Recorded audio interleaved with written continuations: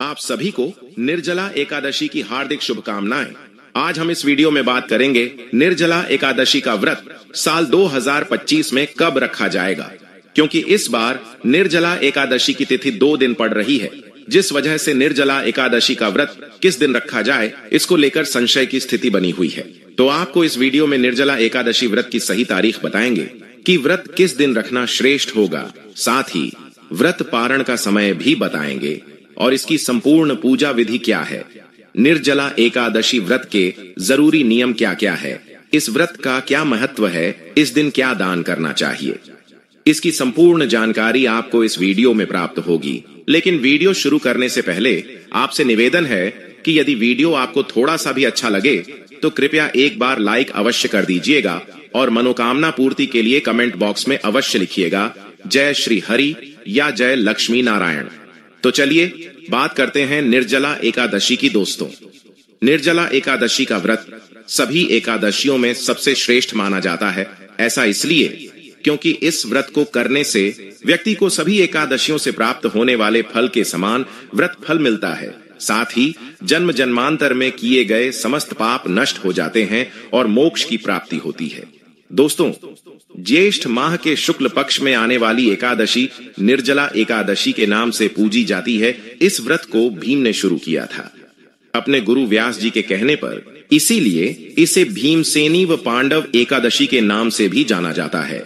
दोस्तों, जितनी भी एकादशी व्रत है भगवान विष्णु जी के श्री चरणों में समर्पित है। जो व्यक्ति निर्जला एकादशी का कठोर व्रत धारण करता है उसे भगवान विष्णु जी की विशेष कृपा निश्चित रूप से मिलती है। साथ ही उस व्यक्ति को सभी तीर्थ में स्नान करने का फल भी मिलता है और मोक्ष की भी प्राप्ति होती है।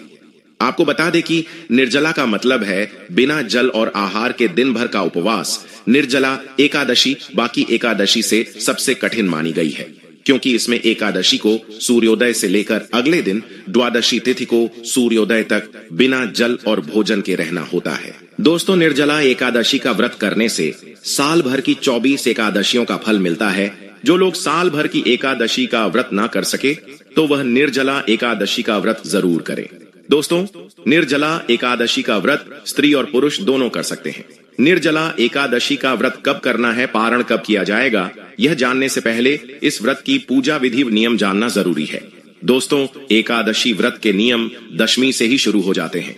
आपको दशमी के दिन सूर्यास्त के बाद भोजन ग्रहण नहीं करना चाहिए। इस दिन सात्विक आहार ही ले और दशमी से लेकर व्रत पारण तक व्यक्ति को ब्रह्मचर्य का पालन करना चाहिए और दशमी को हो सके तो जमीन पर सोना चाहिए। ध्यान रखें, व्रती को एकादशी के दिन देर तक सोना नहीं है। आप हो सके तो ब्रह्म मुहूर्त में ही उठ जाए और ना ही एकादशी की रात में सोना चाहिए, बल्कि इस दिन रात्रि जागरण का विधान है। इसके अलावा एकादशी के दिन पान खाना भी वर्जित होता है और इस दिन भूलकर भी चावल का सेवन न करें। चावल का सेवन करने वाला व्यक्ति पाप का भागीदार बनता है। इसके अलावा इस दिन किसी की निंदा न करें, किसी का अपमान न करें, क्रोध भी न करें। साथ ही इस दिन घर का कोई भी सदस्य मांस मदिरा का सेवन न करे। हो सके तो प्याज लहसुन का सेवन न करें। सात्विक आहार ग्रहण करें। अगर आपने व्रत नहीं रखा है और इस दिन ज्यादा से ज्यादा विष्णु जी के मंत्रों का जाप करें। इसके अलावा विष्णु सहस्त्र नाम का पाठ करने से विशेष फल की प्राप्ति होती है। इस दिन दान का बहुत महत्व है, इसलिए इस दिन दान जरूर करें। इस एकादशी पर विशेष रूप से जल दान का बड़ा महत्व बताया गया है। इस दिन घड़ा दान करना चाहिए। मिट्टी का कलश यानी घड़ा दान करने का बहुत फल बताया गया है। इसके अतिरिक्त आप इस दिन अन्न, वस्त्र, गोदान, फल, पंखा, मिठाई और धन का दान भी कर सकते हैं।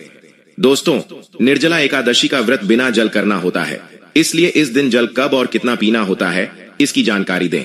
उससे पहले इसकी पूजा विधि जरूर समझ लें। व्रती को निर्जला एकादशी के दिन सुबह जल्दी उठकर स्नान आदि करके हो सके तो पीले रंग के वस्त्र धारण करने चाहिए। इसके बाद सूर्य देव को जल अर्पित करें। फिर पूजा स्थल को साफ सुथरा कर गंगा जल छिड़क कर पवित्र कर ले। सभी पूजा सामग्री एकत्रित कर ले। बात करें पूजन सामग्री की तो इसमें आपको एक लकड़ी की चौकी या पट्टा चाहिए। साथ ही भगवान विष्णु जी की मूर्ति या फोटो, जल का लोटा, पीले फूल, माला, चंदन, रोली, मौली, अक्षत, पान, सुपारी, लौंग, इलायची, धूप, दीप, इत्र पूजा विधि में फल और मिठाई आदि ले लें और पंचामृत भी बनाएं। साथ में कुछ दक्षिणा भी शामिल जरूर करें। आप सारी सामग्री एकत्र कीजिए और आसन लगाकर पूर्व या उत्तर की ओर मुख करके बैठ जाइए। अब लकड़ी की चौकी या पट्टा रख ले, उसमें पीला कपड़ा बिछाकर भगवान विष्णु जी की मूर्ति या फोटो को स्थान दें। अब सबसे पहले व्रत पूजा और दान का संकल्प ले। इसके लिए अपने सीधे हाथ में थोड़ा सा जल पुष्प और एक सिक्का ले और भगवान विष्णु का ध्यान करके अपना नाम, अपना गोत्र, जिस स्थान पर बैठकर आप संकल्प कर रहे हैं वहां का मकान नंबर, क्षेत्र का नाम, शहर का नाम लेकर भगवान से व्रत और पूजन निर्विघ्न पूर्ण हो इसके लिए प्रार्थना करें। घर परिवार की खुशहाली की कामना करें। अगर कोई विशेष मनोकामना है तो उसे भी बोलिएगा। अब संकल्प की सामग्री भगवान के चरणों में अर्पित कर दीजिए। इस प्रकार से आपको संकल्प करना है। संकल्प करने के बाद अब पूजन आरंभ करेंगे। सबसे पहले भगवान विष्णु जी को जल अर्पित करेंगे। इसके बाद पंचामृत से भगवान को स्नान करेंगे। आप पंचामृत में कच्चा दूध, दही की शहद, शक्कर शामिल करें। यदि आपके पास भगवान की धातु की मूर्ति है तो आप पंचामृत से सीधे स्नान करें। यदि तस्वीर है तो एक फूल से उसमें पंचामृत लगाकर भगवान को अर्पित कर दे। पंचामृत से स्नान करने के बाद पुनः शुद्ध जल से स्नान चरण यानी शुद्ध जल अर्पित करें। अब भगवान को वस्त्र के रूप में मौली का टुकड़ा अर्पित कीजिएगा। अब भगवान को यज्ञोपवीत यानी जानू अर्पित करेंगे। जानू पर पहले रोली लगाकर तिलक कर दीजिएगा। इसके बाद शुद्ध घी का दीपक जलाएं, धूप जलाएं। अब पुष्पवारी में थोड़ा इत्र लगाकर भगवान को अर्पित करें। इसके बाद रोली या चंदन का तिलक लगाए अक्षत अर्पित करें और भगवान को पुष्पमाला चढ़ाएं।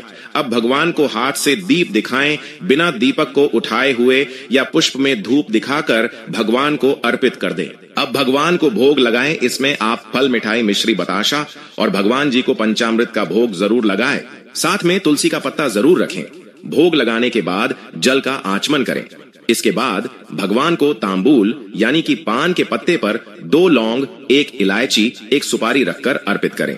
इसके बाद अपनी इच्छा अनुसार भगवान को कुछ न कुछ दक्षिणा भी अर्पित करें। साथ में आप जो कुछ इस दिन दान करने वाले हैं वह सामग्री भी पूजन स्थल पर जरूर रखें, उसका भी पूजन करें। जैसे आप जल कलश यानी घड़ा दान करने वाले हैं तो उसे पूजन स्थल पर जरूर रखें। इसके बाद हाथ जोड़कर भगवान से प्रार्थना कीजिए, हे भगवान, हमारे व्रत और पूजन को स्वीकार करें। पूजा में कोई चूक हो तो क्षमा करें। अपने मन की इच्छा को भी बोले। इसके बाद निर्जला एकादशी की कथा पढ़े या सुने। अब आप भगवान की आरती करके विधिवत पूजा को संपन्न करें। इसके बाद शाम को भी भगवान की पूजा, आरती, भोग जरूर करें। फिर रात्रि में जागरण करके श्री हरि के नाम का भजन करना चाहिए। फिर व्रत के अगले दिन यानी द्वादशी के दिन प्रातःकाल जल्दी उठकर पुनः स्नान आदि करके भगवान विष्णु की विधिवत पूजा करें। इसके बाद किसी जरूरतमंद को या ब्राह्मण को भोजन कराकर दान दक्षिणा देने के बाद ही शुभ मुहूर्त में व्रत का पारण करना चाहिए। आप श्री हरि का ध्यान करते हुए प्रसाद या तुलसी पत्र खाकर व्रत का पारण करें और फिर सात्विक भोजन ग्रहण करें। आपको बताएं कि व्रत कब करना है। व्रत पारण का शुभ मुहूर्त क्या रहेगा, उससे पहले बात कर लेते हैं कि निर्जला एकादशी में जल कब पीना चाहिए, कितना पीना चाहिए। तो दोस्तों, वैसे तो निर्जला एकादशी का व्रत बिना अन्न और जल के रखा जाता है। इस व्रत में पानी का सेवन वर्जित है, लेकिन इस व्रत में भीषण गर्मी का समय होता है। यदि बहुत जरूरी हो, पानी पीना आपसे सहन नहीं हो रहा है और पानी पीने की आवश्यकता हो तो आपको कब और कितना पानी पीना है इसका भी शास्त्रों में वर्णन है। तो आपको बता दे कि निर्जला एकादशी के व्रत में स्नान और आचमन के सिवा जल वर्जित है। केवल 2 चीजों में आप जल प्रयोग कर सकते हैं, एक तो नहाने के समय, दूसरा आचमन में। तो यदि आपका गला सूख रहा हो और पानी पीने की बहुत जरूरत हो तब आप शाम की दिया बाती करने के बाद आचमन के तौर पर जल ग्रहण कर सकते हैं। बस ध्यान रहे, जल आपको सिर्फ आचमन के तौर पर ही लेना है। यह नहीं कि गिलास भर के पानी पी लिया। जितना पानी हम पूजा के समय आचमन में लेते हैं उतना ही जल ग्रहण करने की इजाजत इस एकादशी में दी गई है। और अगर आप निर्जला व्रत करने में असमर्थ हैं तो आप निर्जला व्रत का संकल्प ना लें। आप चाहे तो फलाहार करके भी व्रत रख सकते हैं, लेकिन इस व्रत की इतनी महिमा है, आप इस एकादशी का व्रत धारण जरूर करें। चलिए अब जानते हैं कि साल 2025 में निर्जला एकादशी का व्रत कब रखा जाएगा और व्रत का पारण कब किया जाएगा। पारण करने का सही समय क्या है, तो आपको बता दें कि साल 2025 में निर्जला एकादशी का व्रत 2 दिन रखा जाएगा।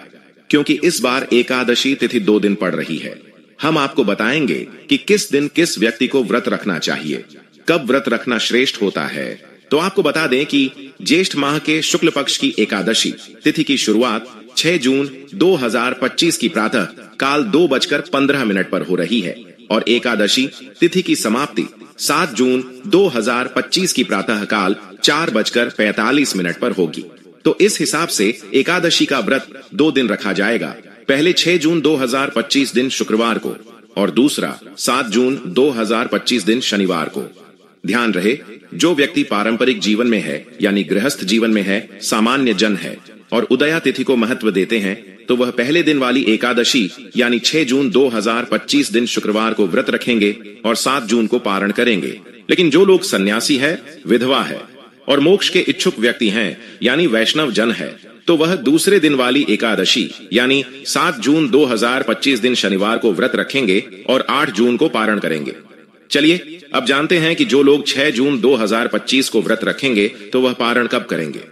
व्रत पारण का समय क्या रहेगा, तो आपको बता दे कि व्रत पारण का समय 7 जून 2025 की दोपहर को 1:44 से लेकर शाम 4:31 पर रहेगा और पारण तिथि के दिन हरिवासर समाप्त होने का समय 7 जून 2025 की सुबह 11:25 पर रहेगा। वहीं जो लोग 7 जून को व्रत रखेंगे तब पारण का समय 8 जून 2025 की सुबह 5:23 से लेकर सुबह 7:17 तक रहेगा और पारण के दिन द्वादशी समाप्त होने का समय 8 जून 2025 की सुबह 7:17 पर रहेगा। तो दोस्तों, यह जानकारी आपको अच्छी लगी तो कमेंट में जय श्री हरि जरूर लिखें। कृपया वीडियो को लाइक अवश्य करें, शेयर करें और साथ ही साथ हमारे चैनल को सब्सक्राइब जरूर करें।